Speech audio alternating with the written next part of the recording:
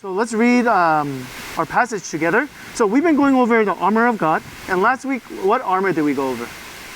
The belt of truth. Today we're going to go over something different. Okay? So let's read our verse. Finally, be strong in the Lord and in his mighty power. Put on the full armor of God so that you can take your stand against the devil's schemes. For our struggle is not against flesh and blood, but against the rulers, against the authorities, against the powers of this dark world, and against the spiritual forces of evil in the heavenly realms. Again, we normally don't think about this. We're not thinking about, we just think about our coworkers or our boss or our clients, our patients that we have to deal with, our family members, relationships, and that's all true. And yet, the Bible is telling us there's another realm that we have to think about. Okay, and that's Satan is constantly attacking you, and you will fall if you're not thinking about these things. Okay, so let's keep going. Therefore, put on the full armor of God so that when the day of evil comes, you may be able to stand your ground, and after you have done everything, to stand.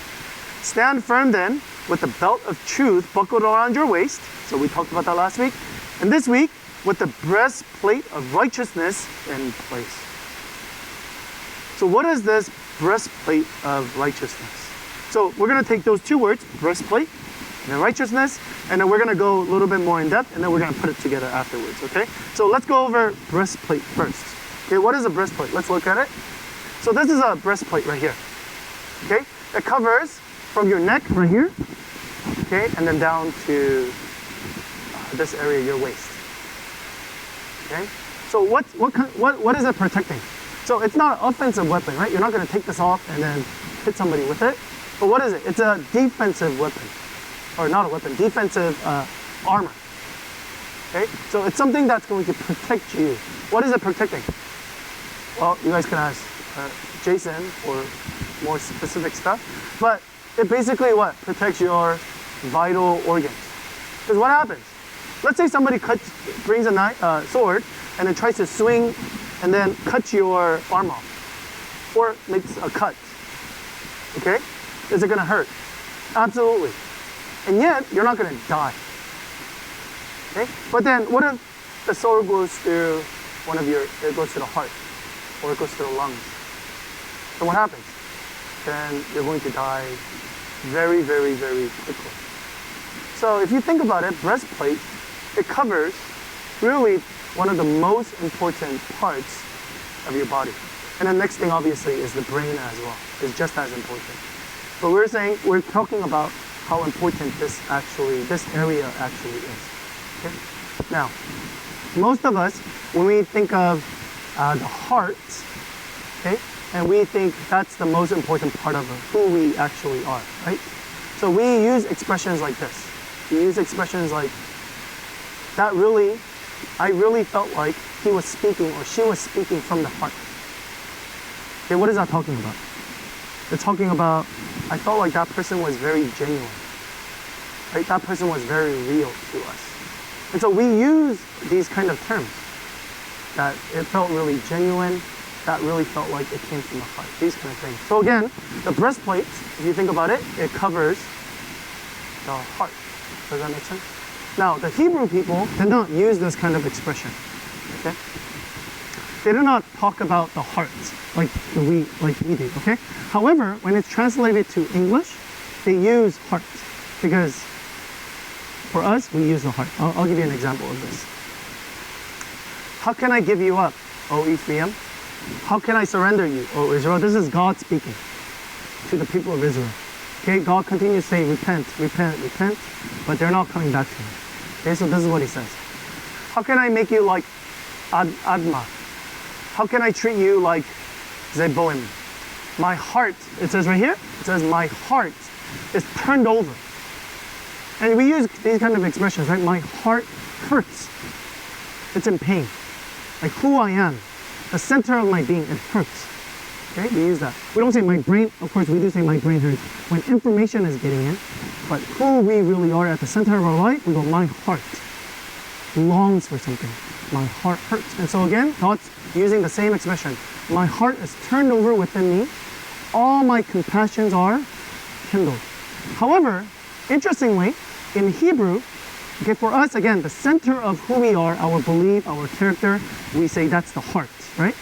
But the Hebrew people, if you actually literally translated this, it would say my bowels. Okay, but that's funny for us because when we think of bowels, what do we think of? We think of poop. Okay, well, and that's why again the Bible translators don't say my bowels are turned over because that sounds kind of weird. Okay, but the Hebrew people, they use that kind of expression. Okay, so either way, the breastplate, it covers, okay, for the Hebrew people, it was a central part of who they were, which is their bowels. For us, what is it? It's the heart. That's what it protects. So again, breastplate is very, very, very important because it really covers a central part of our identity, our belief, and our character, who we really are. Okay, so that's the first thing that we have to think about. Now, let's think of this word righteousness. Okay, this is a really, really difficult word for us because in 2022, number one, we don't use that word a lot. We don't say like, hey, I really like Hannah because she's very righteous. We don't use these kind of, do you guys know what I'm saying? Nobody uses the term, oh, how do you describe that person? Oh, that person is really righteous or not righteous. Does that make sense? We don't use kind of terminology. However, if you think about it, we use the word righteous in a very negative setting. For example, we say, that person is very righteous. Okay, self-righteous. What do we use those terms? We use those terms when they look down upon other people. Like they're right and you're wrong. That person is very righteous and that's self-righteous. And we use that kind of term. So if you think about it, we don't use that term just in general, but when we do use it, it's a negative terminology. Okay? But the Bible doesn't use it like that. The Bible uses it as a very, very high term. And I'm sure if you read the Bible before, you've heard this word over and over and over and over again. Righteous. He was righteous. Righteousness. Seek God's righteousness. Okay? So let's go over some of the terminology because we have a couple of words in the Bible for the word righteous in Hebrew and in Greek. Okay? But we're not going to go over the Hebrew and the Greek because I can't pronounce it. But I'm just going to give you the definitions. Okay? Here's definition number one. To be righteous meant to be straight, not crooked. Okay? You're going on the right path. You're not going on this crooked path. Okay? Another one, it means to pass inspection. Okay? So there's some kind of standard. This is really cool because, most of you guys can resonate with this because every year in Texas, what do you have to do with your vehicle? Right, that was something really new for me because I lived in California all my life and we only had to do it maybe like once every 4 or 5 years. And that was only for small check. But here, every single year, your vehicle, if you have a car, you have to get it inspected. There are certain standards and it has to meet those standards. And so, again, righteousness meant to pass inspection. Okay, here's another one. It's to be accepted.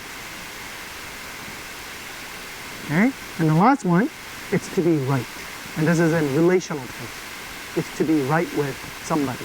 And then again, when we're talking about righteousness with God, that means what? That we are right with God. In God's eyes, we are passing inspection. Or in God's eyes, we are accepted by Him. Does that make sense? So you kind of get a better glimpse of what righteousness kind of looks like. Yeah. This is important because if you think about this concept then, again, we don't use this word righteousness quite often, but we are familiar with this concept of righteousness. Because every single one of us, we are always trying to pass inspection or to be accepted or to be right with other people. All the time. The moment you woke up this morning and the moment you saw your family members or the moment you stepped into this church and you saw church people, of course, a lot of it is automatic and we're not really thinking about it. And some of you guys are thinking about it. And that's why we call like self-aware or your conscience of what you're thinking about. But most of you guys, again, you're thinking, do I pass inspection? Am I up to standard of whatever the standard of the community is? Or am I accepted here? Or do I feel right with people that are in this room? And because of that, we're constantly constantly using different things that we have, okay, to feel like we have righteousness with people. Okay? So for some of us, we talked about this with Enneagram, right? So we use personality. And there's different personalities that we have. And we use that to say, okay, maybe I might not be nice, but I speak the truth all the time. So therefore, I feel like I can pass the inspection, or I feel like I can be accepted in this community because I'm making some kind of contribution to this community. Okay? For some of us, we say, okay, I might not be always helping out necessarily. However, I feel like I'm very artistic, or I feel like I'm very unique, or I feel like I bring life to this church, or this community, or my family. Okay, again, different Enneagrams. Or some of you guys, it's about peace. I bring calmness. Okay? Or I bring productivity. Okay? Again, it depends on our personality. But we do this, if you think about it, we do this all the time. We go, this is who I am. Okay? And I feel like, again, I have righteousness. I'm in right relationship with other people because of the personality that I have. Okay? For some of us, okay, that's one layer, and there's a lot of different layers. Second layer is our talents, or our gifts, or our abilities that we have. Okay? And so some of you guys go, I understand how to use this language. I understand how to use this program. I understand how to use my hands very well. I understand how to use my voice. I understand how to run quickly, or run fast. Jump high. Okay? So again, all the time, we're using these kind of talents, skills, to say, hey, am I passing inspection? Am I accepted by other person? Am I in right relationship? Think about a first date. Okay? Some of you guys, that was a long time ago. Some of you guys, that's a real possibility for you. Okay? But all of us, again, there's a layer of things. What are you thinking? You're thinking, is this person going to like me? Of course, you're thinking about, am I going to like that person too? But what you really think about is your righteousness. This concept of, again, biblical definition of righteousness. Again, I'm going to be inspected by this other person, and am I going to be up to standard to that person? Or am I going to be accepted by that person? Are we going to be in right relationship? So what are you thinking about? What are you thinking about? What's the first things that come up? Oh, I think this person is going to like me because I have this kind of career. Is that the first thoughts coming through your mind? Or this person is this boy or this guy or this girl is going to really like me, okay, because of the fancy things I'm wearing, or the fancy car that I have, or the fancy house that I have. Or again, is it personality? Oh, I can make them laugh. I can entertain them. I have these stories that I can tell. Okay? I could show them how productive I could be. Or I could give them my status, what kind of person I am. You know, at my church, I'm a deacon. Okay? At work, I'm a director. I manage. So again, we use these kind of different terms to, again, try to pass inspection to feel accepted. So again, that's our righteousness now. And these are the things, these are the things that make me feel good. These are the things that I identify with. And these are the things that when I stand in front of God and I go, you should accept me because of these things. And we do the same thing with people as well. So again, all of us, we all have, so think of like a deck of cards, right? And so we all have our own cards. And some of us, money's at the top because we have a lot of money. Some of us, our appearance. I didn't talk about appearance, but our appearance is at the top. Some of us, our skills are at the top. Our personality is at the top. So we all got it. And we go, this person might not like me right now. If I do this, I got this person. Okay? So in some sense, we're bringing some kind of resume, our resume. And that is our righteousness. Okay? So do you guys understand what it's saying? Again, breastplate covers your righteousness. It's breastplate of righteousness. Yeah? So it really covers whatever your resume is, whatever your deck of cards is. That's what covers who you truly are. And you go, I can stand up firm. I can stand up straight because this is who I am. Now, this is really interesting because people can't really explain why we have this, as human beings, we have this phenomenon. Like, why do we need to always, like, carry around a resume? Why do we need to always feel like we have to pass inspection or we have to feel accepted by people? Do you guys ever wonder about that? Like, if you think about it, like science and evolution can't really, it really doesn't explain it. Like, for example, animals are not walking around. Hey, look what kind of house I have. They're not walking around with a whole bunch of clothes on. Does that make sense? But why is it that as human beings, we always have to feel like, hey, I gotta be somebody. I gotta, like, put on clothes. I gotta be a certain way.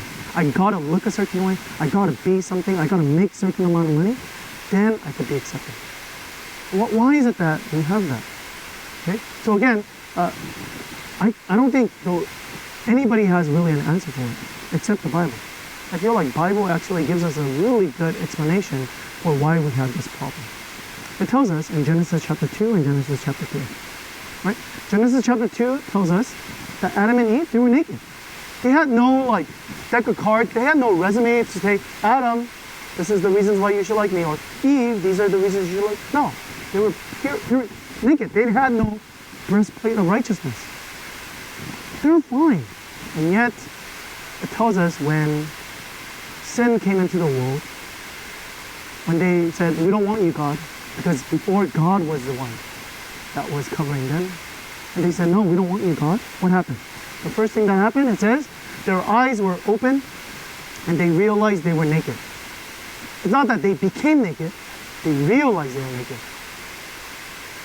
And sadly, this is exactly what we see with little babies, right?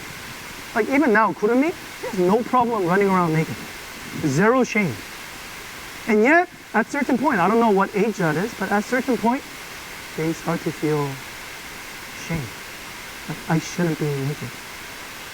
You know? And you see this, like in children, like they don't care about what they're wearing, and yet one day they come home and they go, Mom, Dad, I can't fit in wearing this kind of clothes. Or I can't fit in if I don't have a phone. I can't fit in if I don't have these kind of toys. Again, why? Why is it that we have this? Again, it tells us. The Bible actually gives us a sufficient answer to it. It's because we have said, no, we're going to cover ourselves instead. Before God used to cover us, and now we said, we're going to cover us instead. And so exactly, this is what we see. They feel shame. They feel naked. And so what do they need to do? They sewed fig leaves together and made coverings for themselves. Again, this is righteousness. And every single one of us are doing this. Every single one of us. We're saying, my personality, my gifts, my relationships, my possessions, my bank account, whatever, my toys, these are all parts of our fig leaves. And we go, if I continue to just have these fig leaves, then I have righteousness. Does that make sense? Now, Paul talks about this concept. Okay? Now, he's going to use religious language, and get this. Religious people use religious actions to also cover themselves up. Okay? Cover themselves and say, this is my righteousness. Okay? So let's see what Paul says. Look at this. If someone else thinks that they have a reason to put confidence in the flesh, I have more. So Paul is saying, these are my fig leaves. Aha, look at me. I was circumcised on the 8th day. That was like, for a Jew, that was like the thing to do. Of the people of Israel, of the tribe of Benjamin. Don't you understand? I'm not just a Jew. I'm not just an Israelite. I'm part of the southern nation, which is Judah and Benjamin. The real wife of Jacob. So therefore, I am even higher than just other Jews. I'm a very particular type of Jew. So that's why he says, I'm a Hebrew of Hebrews in regards to the law. So he's saying, if we're talking about laws, look at all my fig leaves I have. In regards to the law, a Pharisee. He said, I keep all of them. As for zeal, do you want to talk about personality? You want to talk about passion? You want to talk about fervency? How devoted I am to God? I persecuted the church. As for righteousness, based on the law, faultless. So what is he saying? He's saying, again, I have righteousness. I follow all the commands. I did everything. I even killed people because they didn't follow the law. That's how far I was willing to go. So again, we see this type of thing as well. So again, it's not just personality. Okay? It's not just career. It's not just relationship, but it can even be, for religious people in here, it could be even our religiousness. I go, I'm a good person. Why? Because I faithfully come to church. Or I'm a good person because I read my Bible. I'm a good person because I'm a deacon or deaconess here. I'm a good person. Why? Because that's my righteousness, because I pay tithe. So again, and that's why we have, if you think about it, not all people, but some of the most religious, devout people, they're the most nasty.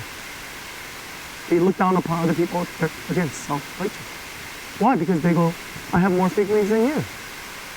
I have bigger fig leaves than you. I have newer fig leaves than you. So I'm better than you. Again, all of us, every single one of us, we might not understand this breastplate of righteousness, and yet we're doing it all the time. You see what the Bible is telling us? Okay, all of us, we have our own form of righteousness somewhat. To pass inspection, to be accepted, to be right with people. And again, same thing. When we come to God, we do the same thing. You go, God, you should do these things for me. Because look at all these things I am. Or look at all these things I'm doing for you. You should save me. I know that I'm going to go to heaven. What? Because look at all these different things I'm doing. Look at my righteousness. And that's exactly what Paul's saying here as well. He's saying, you want to talk about righteousness? I got all of it. I got all of it. So, here's what the religious way says. It says, I will build my righteousness. I will do it. I will build my righteousness. And then I will give it to God. I will present myself to God and say, God, these are the reasons why you should love me. These are the reasons why I should not be going to hell. Or I should not die. These are the good things that you should listen to my parents. But the Bible continues to tell us, and we're going to go back to, again, what it means to put on God's breastplate of righteousness. Not your own righteousness, but it's really this. It's the Christian way, the true Christian way then. And what Paul is really telling us about the breastplate then is God will build my righteousness. So it's God's work. It's His righteousness. And He gives it to me.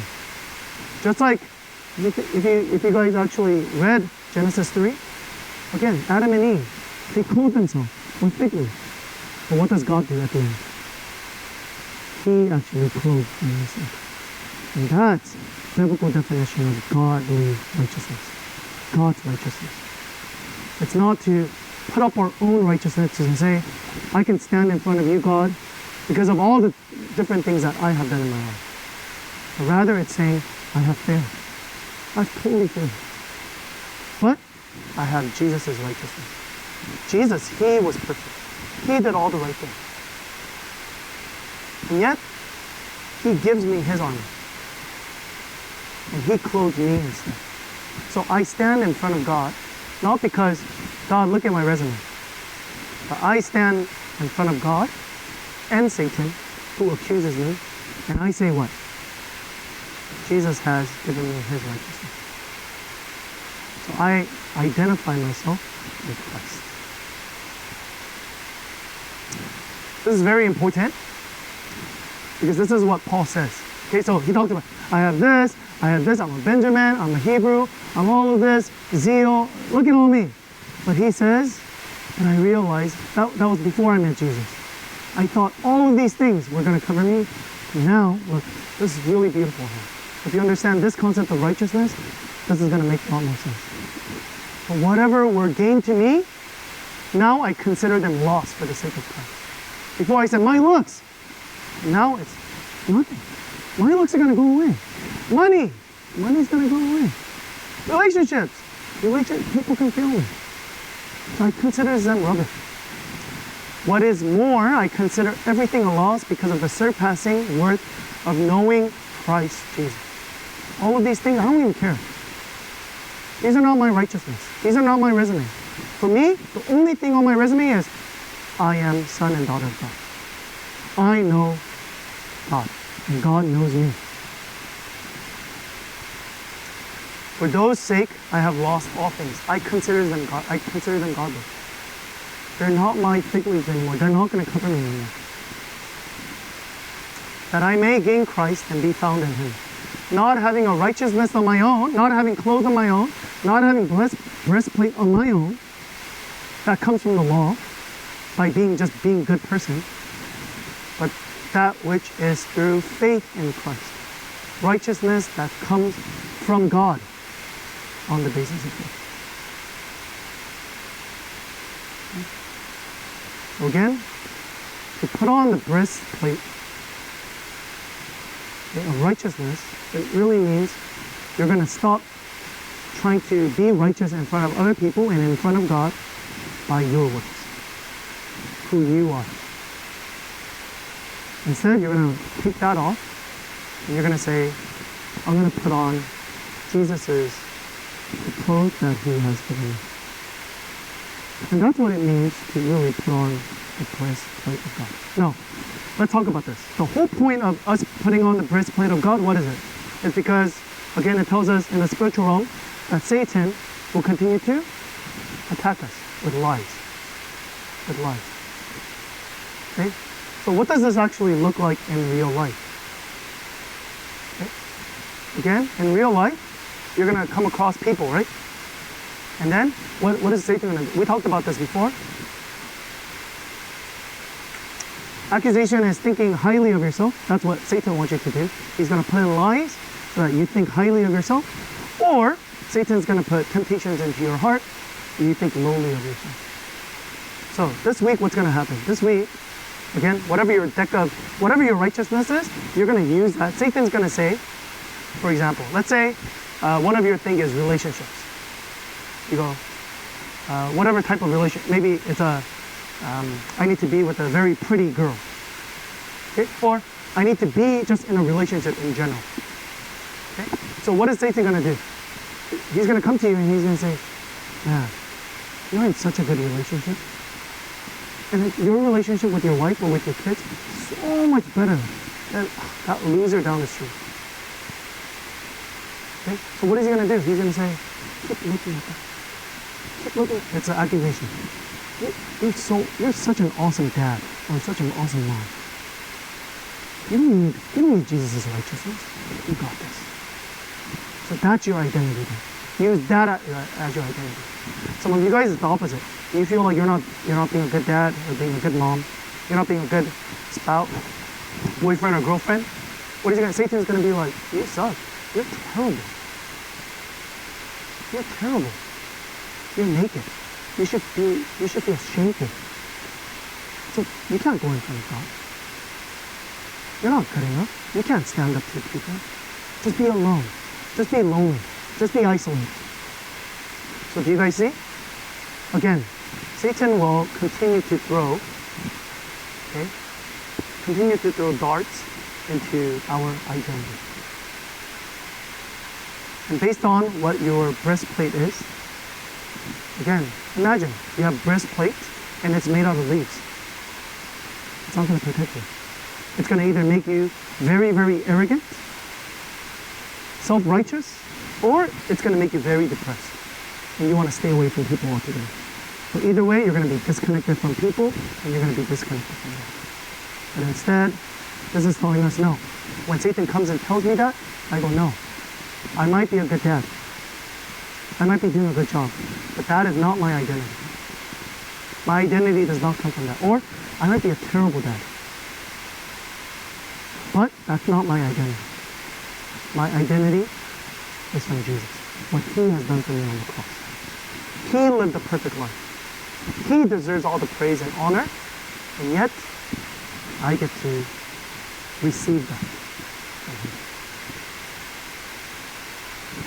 This week, again, we're all going to be tested. We're all going to face accusation and temptation. Even after the service, when we go into potluck, again, we're going to go back into our own righteousness mode. We go, I have to have this, I got to talk like this, I got to speak like this, I got to be like this, then I'll be accepted by people. Instead, I want you to tell yourself, no, my righteousness comes from Jesus alone. And with that, then, whatever comes, whatever situation comes, you can stay steady. I hope that this week that you've experienced this victorious life and stable life amidst the storm this week.